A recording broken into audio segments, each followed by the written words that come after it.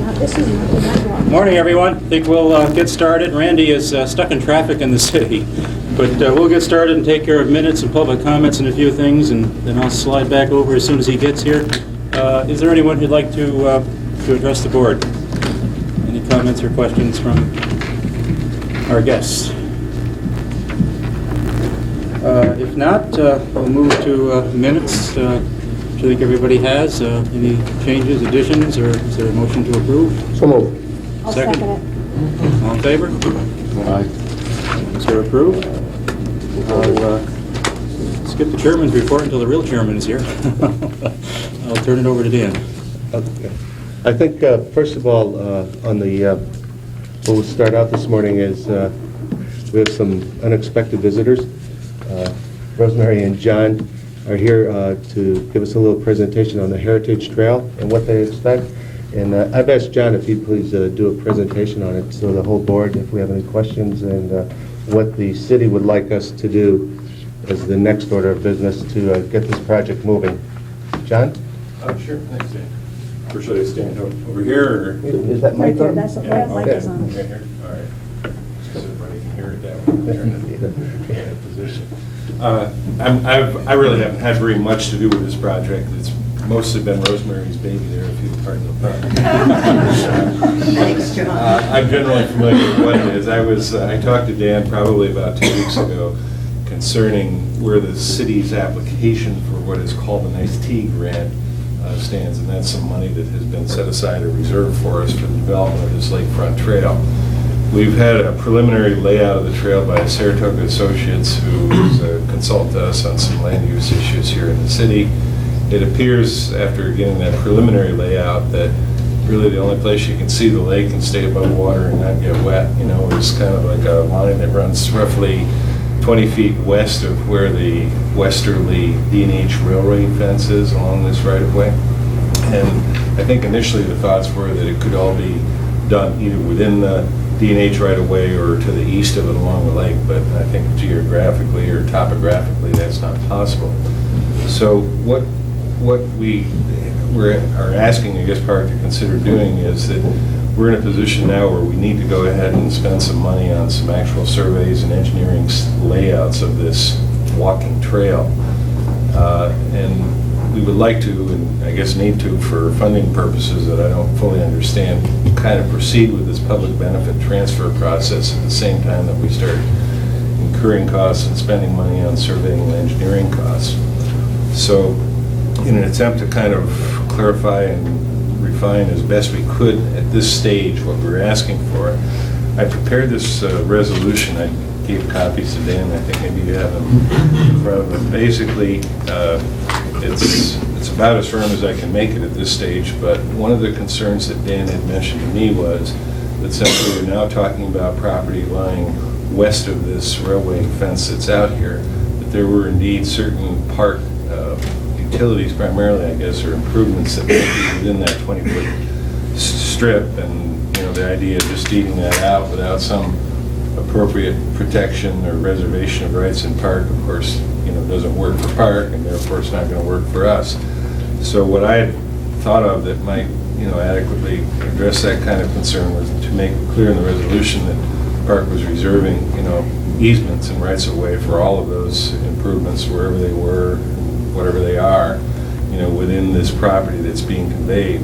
Now, they'll be more precisely located, obviously, once we start spending our money on this survey of the property, and we can identify where they are and everything. But basically, I guess what we're saying is what we're describing for this public benefit transfer is a piece of land that the westerly boundary of which is 20 feet west of this D&H railway fence and then extends to the lake shore. And it reserves to PARC within that land area easements for all improvements, utilities, now or that may hereafter have to be located within that property. I don't want to keep going on and on here, but I think that is the sum and substance of what is requested. Am I missing something there? Well, I just wanted to add that we're in a catch-22 situation, and that's the reason that this request is coming now. because in order for us to proceed, we have to do the final drawings for the rail, for the recreational trail. Plus, we have to obviously provide the Air Force with the meets and bounds description of the waterfront. And in order to do that, we have to commit probably $30,000 to $50,000 to do that. So that is why this resolution is in front of the board today, so that it gives us the assurances that we are working this out, and we will, and it's also giving the state DOT, which is the administrator of the ICE-T grant, information that we are moving forward for the land transfer, even though it hasn't happened yet. Because in order for us to use that grant money, we have to have a match, and we are using the land transfer as part of the match. So that's the reason that this resolution is before you, and that's the reason also that it's so ambiguous at this point. I think we've kind of, John's done a good job in shoring up the description and attempting to ensure the board that we have no intentions of doing anything that would impede any other kind of development.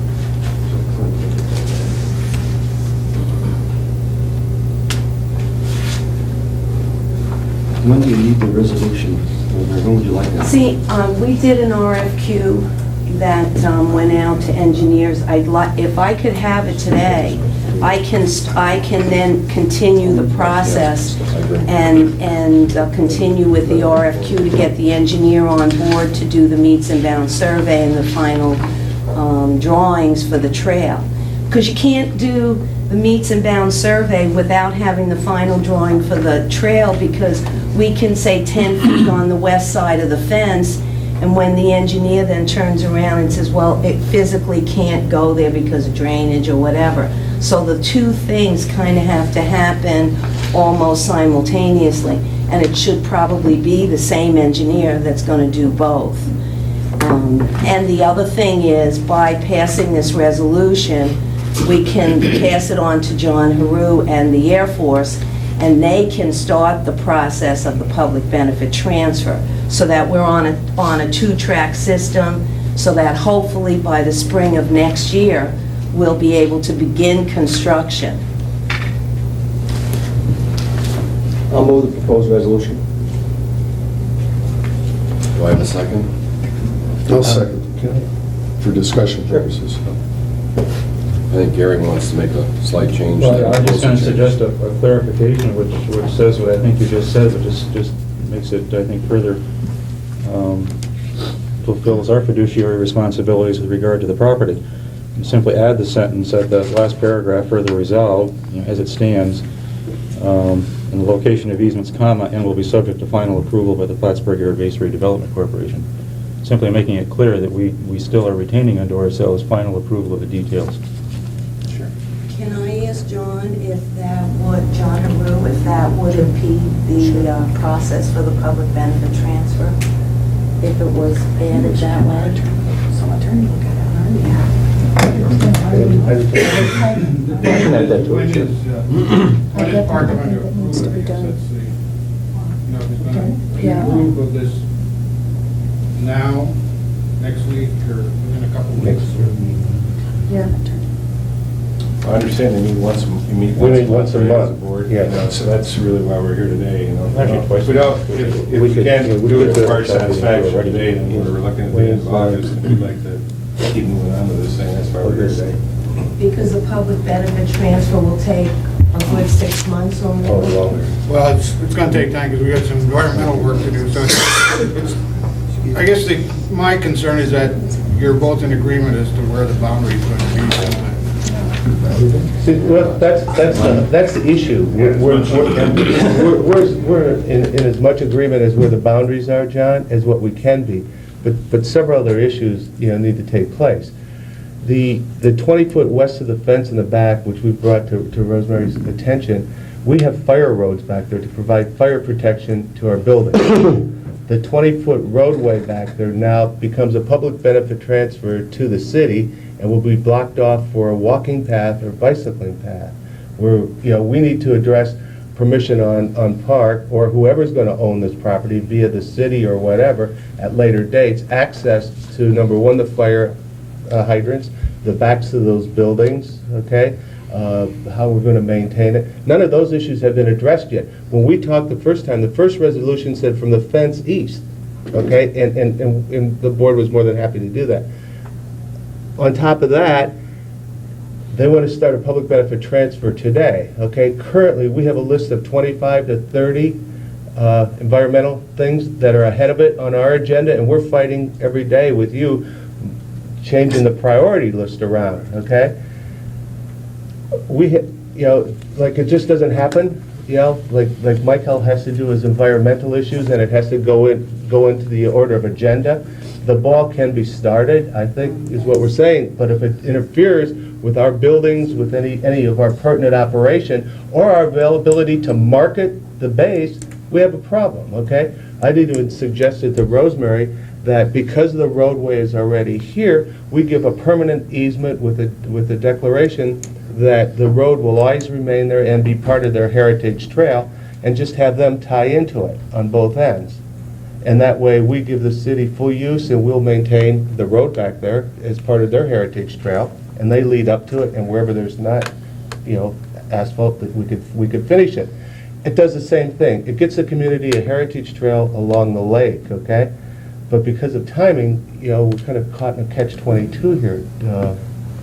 But the stipulations that our CEO is presenting doesn't present a problem for your submission, does it? Really, we tried to write it as broadly as we could, and certainly have no problem with, the subject all to the final approval of the park, as Mr. Douglas has suggested.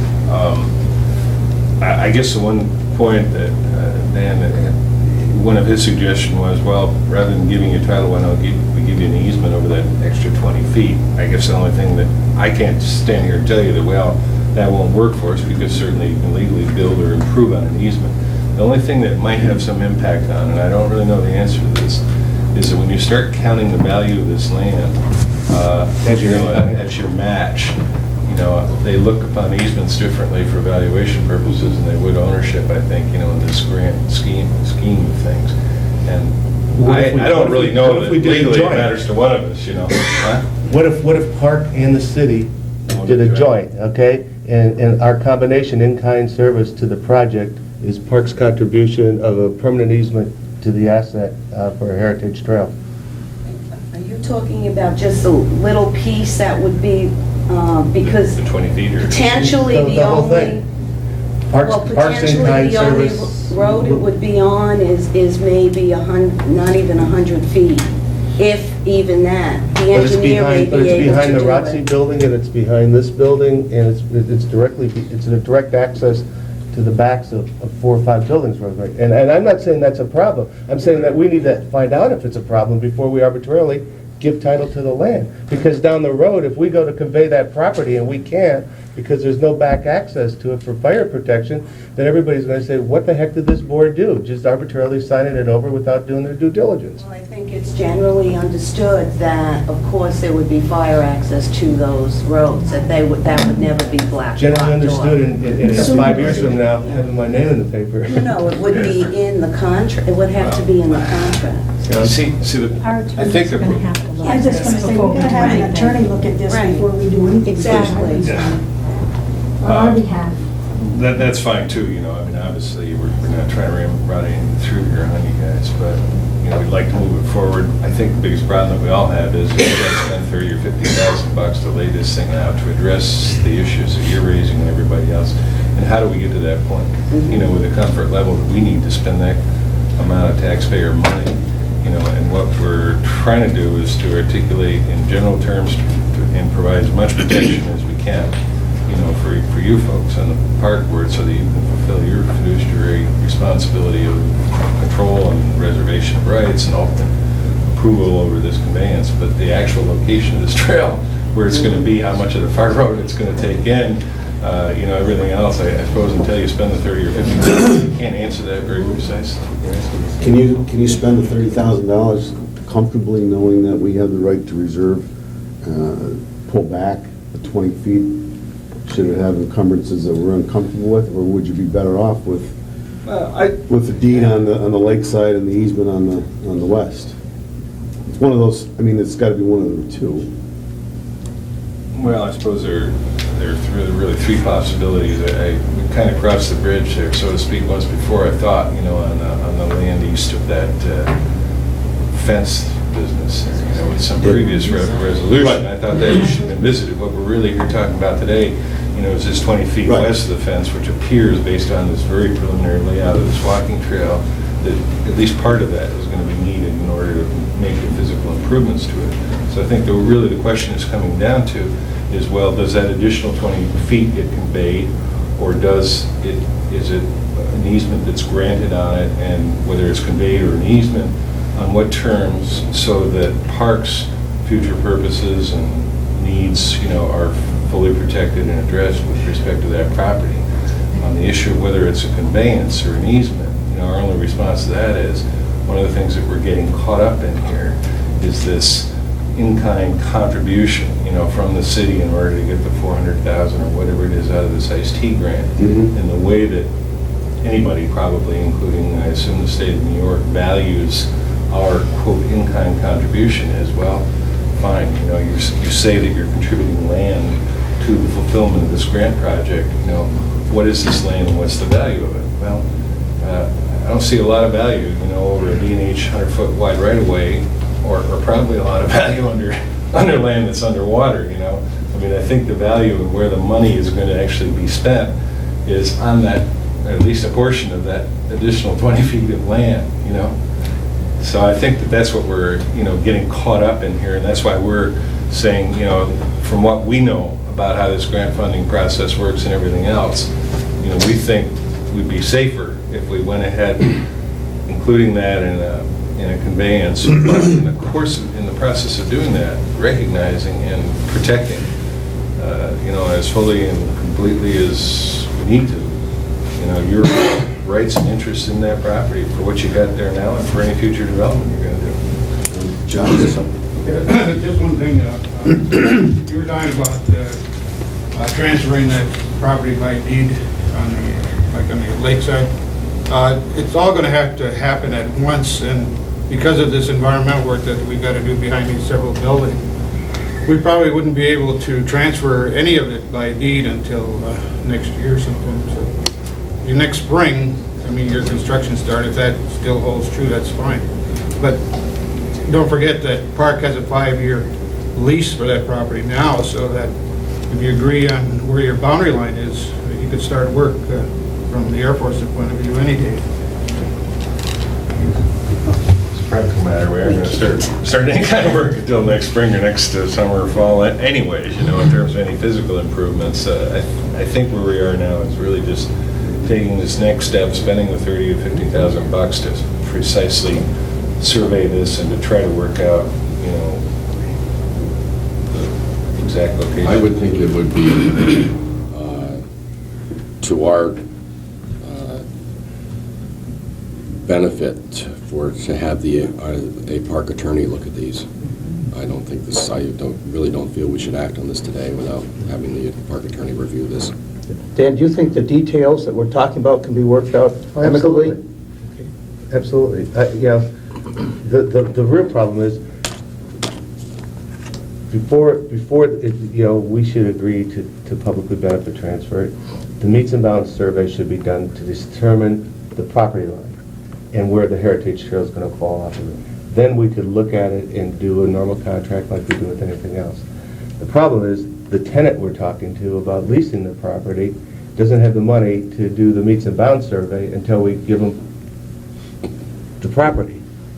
So it's kind of like... Not to give us... Well, not... Or, just give us some agree assurance that they're willing to work, within these boundaries defined, subject to, adequately protecting your rights and interests. That's really all we're looking for. We don't expect there's going to be any public benefit transfer before we spend that 30 or 50. and even at that point, we've already talked about it. We said where we come into a problem, we can move. In theory, because there used to be 2 railroad tracks in the easement, and now there's only one railroad track in the easement, that we go back to CP Rail on the easement and shorten the easement. So instead of having to move the building or come our way, we could, in theory, go back towards the lake, okay, for 10 or 15 feet in certain areas where needed. So all of those things need to be, as far as I'm concerned, need to be researched and looked at and set up. What time frame would you perceive to get those details accomplished by PARC? Well, I think we should have our attorney review this, and at our next work session, approve the resolution subject to final surveys and easements and review by the board. That allows Rosemary and the city to go ahead, okay? It allows them to go ahead and start the meets and bounds survey, pull the easement for CP Rail, and then before we agree to do the, the final public benefit transfer, we have a right to review all the plans and everything. It's 2 weeks. Would that be about 2? 2 weeks. It's 2 weeks till our next work. Well, that's, And we would put it as a single item on the agenda to the public and pass the resolution at that point. fine, that's something we can ask, and, I'll be happy to get everything. So we're going to amend it to, subject to an attorney's review and recommendation, the resolution? If I can get you to either withdraw or we'll table. Well, we'll table it for 2 weeks and bring it up. Yeah. Everybody agree I'll with move that? the table. Move the table. I'll Motion, second by Marion. All those in favor? Aye. Opposed? Thanks, John. Thanks, John. Now, we'll have to put this on as a public meeting in 2 weeks. Well, it really isn't 2 weeks, is it? Yeah. It's about 2 weeks. That's true. We're going to discuss it in the work session. Good. Okay, Dan, turn this report.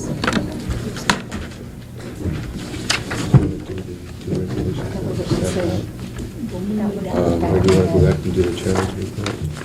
I'd like to look at the chairman's report. I'd like to go to executive session and, or you can do the one. I'd like to do this, that one. I would think go down through everything. That's what we're going to do. Yeah, we'll put then break and then go to executive session. Yeah, and then do the rest of the executive. Do you want to go ahead? Yeah.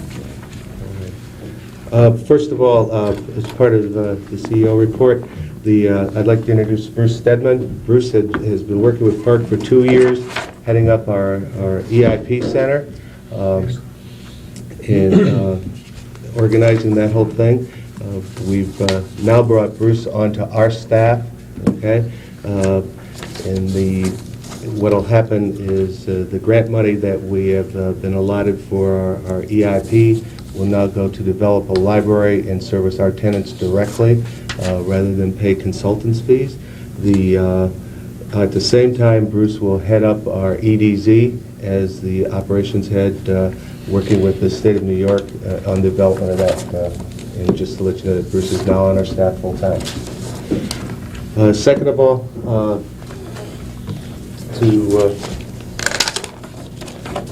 on the air show,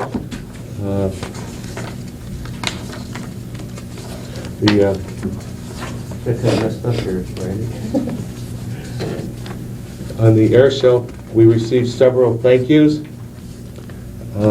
We received from Mr. and Mrs. Thayer a thank you card. They enjoyed the day.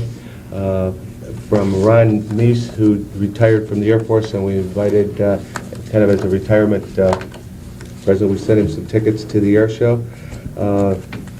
We had several letters from people complaining about traffic and other issues, which are incorporated into our notes from the day's events.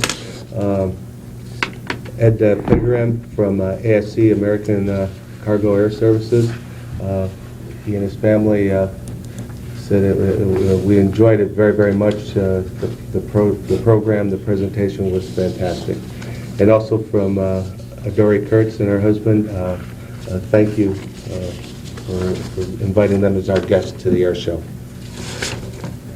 We also had some correspondence from the Evergreen Townhouse Committee on behalf of Mariel Bittinger.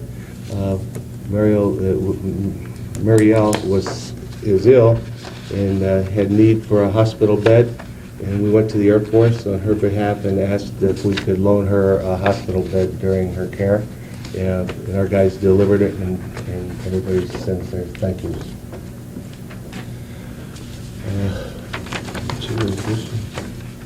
The website proposal, which we had reviewed last time and had the presentation on, we have scheduled the next level of meetings, and we're going to take the website proposal and pare it down into a little more detail into the different sections, looking at the website and then going on into the telecommunications. So Paul Evans will be back in the next couple of weeks. We've submitted our reapplication, our revised application to the IDA for their participation in the transfer from the Air Force. We have 4 copies in the office, and they'll be available for anyone if they would like to take a look at them. In your packet, you found the budget resolution, which we, just to bring you up to date where we are with our budget, what areas have changed, and where the funding has gone thus far into the year. We have also finalized our 98-99 budget with the Air Force, and as soon as we get a signed copy back from Washington, we'll submit you a copy of it. We're very happy with where our budget went. Art Graves and John Haru had negotiated it. J.J. Corradetti and his staff, Clarence King, were up last week, and we were all in agreement and pretty much finalized it.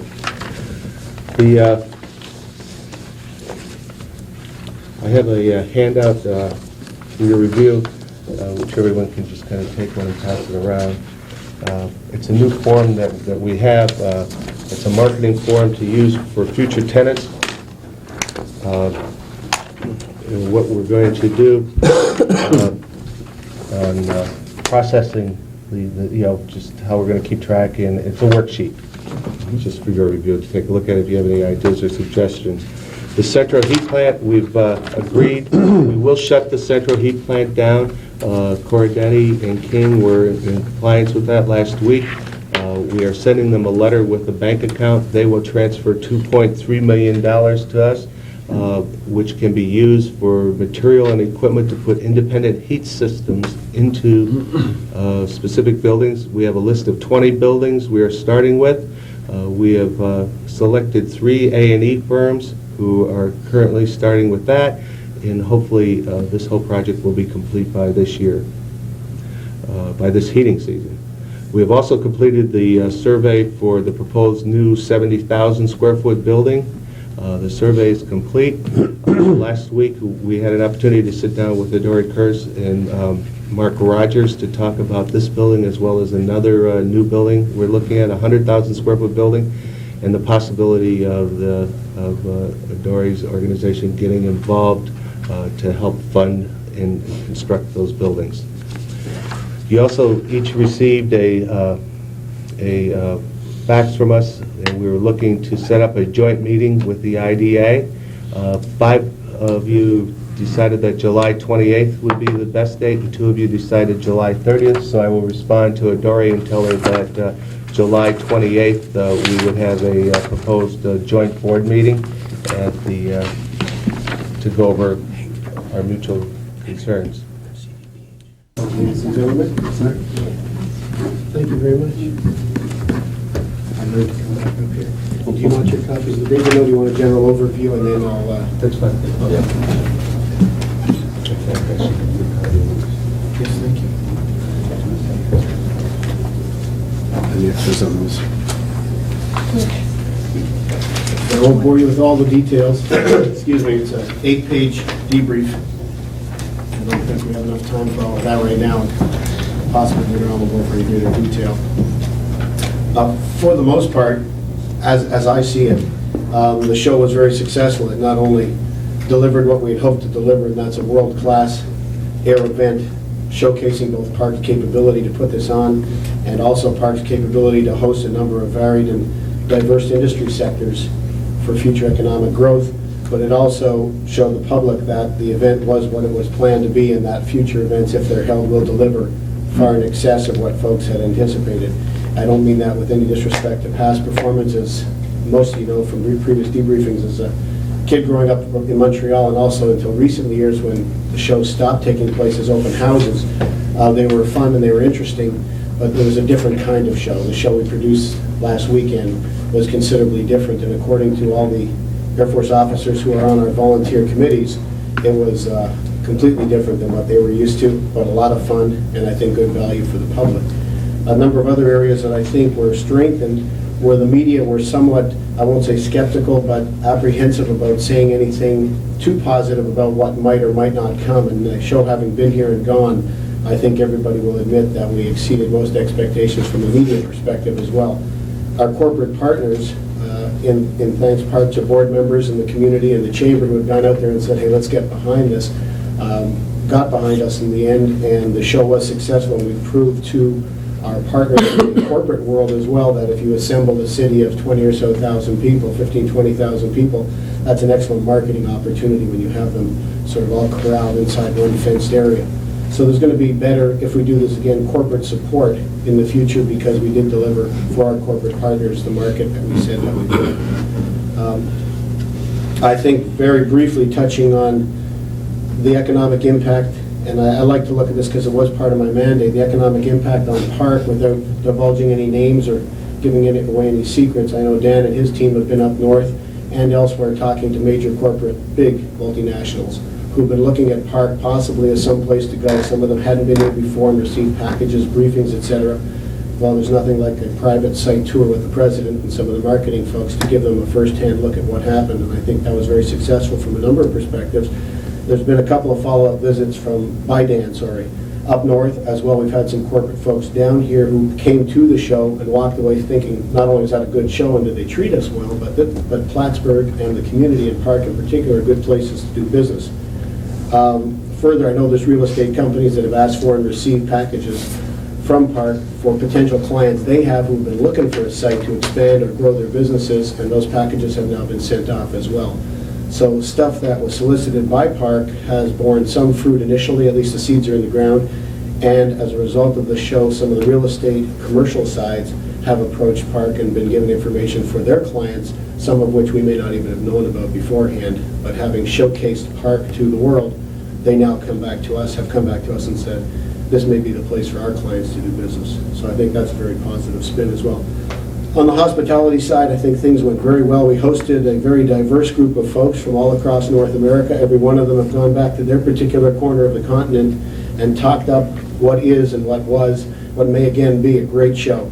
They were hosted well, they enjoyed it, and everyone, including the Thunderbirds, have asked if they can come back. So if we do this again, I don't think we have to worry.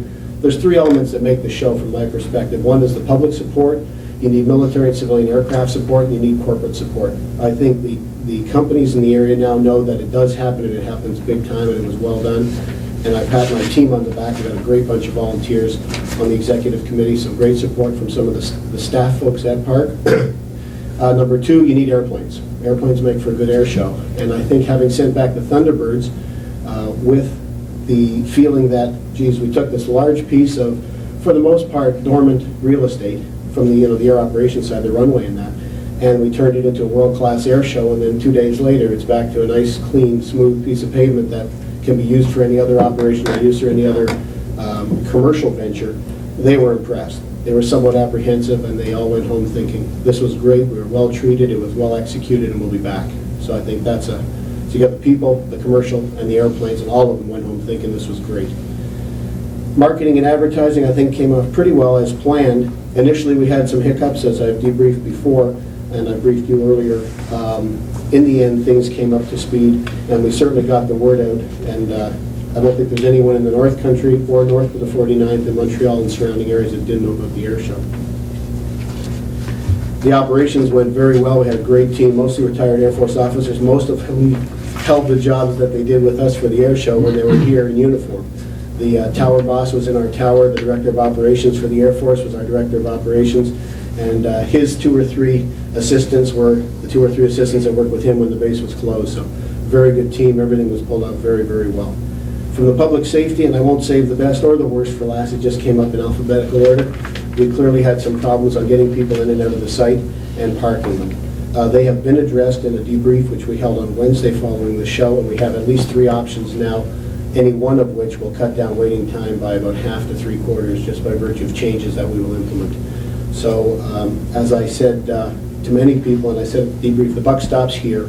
Plans that were submitted are my responsibility. So getting on the case of either the state police or the sheriff's office or the city police, the Department of Public Safety, is not fair. I approve the plan, so if you've got a problem with it, as I tell the media, come and see me about it.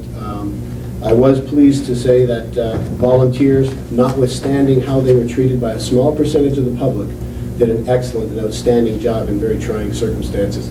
We had fewer of them show up than we had expected. They worked longer shifts. Most of them, we were talking children 14 years old up to adults in their 60s and 70s, standing out there from 7:30 in the morning till 6 o'clock at night. They were brought refreshments and food and taken care of, but they didn't plan to work that hard. The numbers didn't come out to support them. They did a stellar job, and I think the public should recognize, and I think will recognize over time, that a lot of these folks, some in uniform, some not in uniform, are the same people that months ago brought firewood and water to their homes when they had no power, or carried their grandmother across floodwaters knee-deep. And these are the same people that were out there directing traffic. So a nice thank you to them when you see them next would probably not be a bad idea. It wasn't their fault that they got stuck in the situation that was my fault. I think that about wraps it up. If you have any, I don't know if you do a question. Anybody have any questions? I just had one. How would you address the traffic concerns differently? Without letting the cat out of the bag too much, we have three options we've looked at. The number of gates that we open would obviously be increased, keeping in mind that I have to have emergency routes to get vehicles in and out. But for the most part, having two, possibly three gates open with 2 lanes in from 2 of them and 1 from the third still leaves us a lane out on 1 or 2, which meets the safety requirements. Funneling traffic to both ends of the crowd zone would double the parking capacity and cut by half at least the time flow in. By opening up 2 lanes from the north, 2 lanes from New York, and possibly 1 from the south gate, we still have 1 exit lane from New York and the south gate, while maintaining 5 lanes in instead of 2, which cuts down by better than half the amount of time you're going to get in. Thank you. No problems? Any other questions? Sir?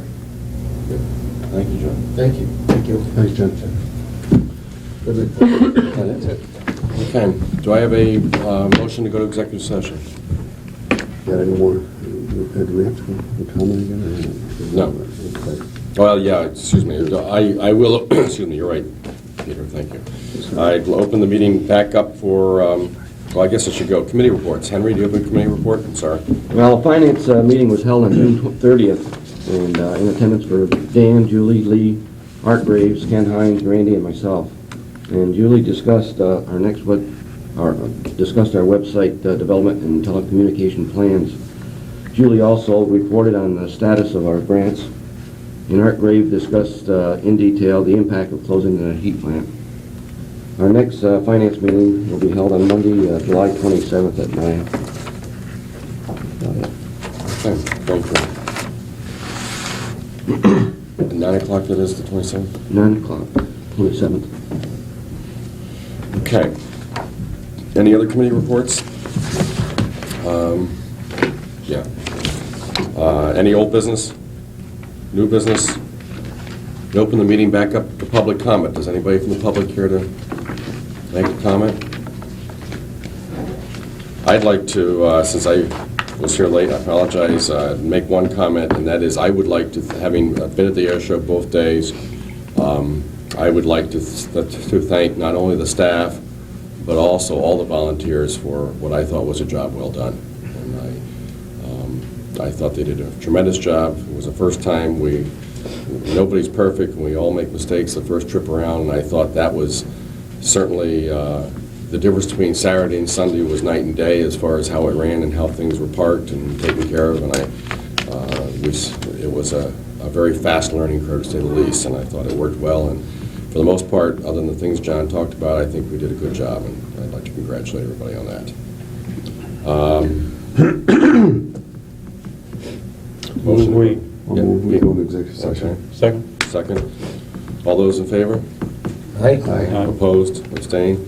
Take a 10-minute break. Thank you.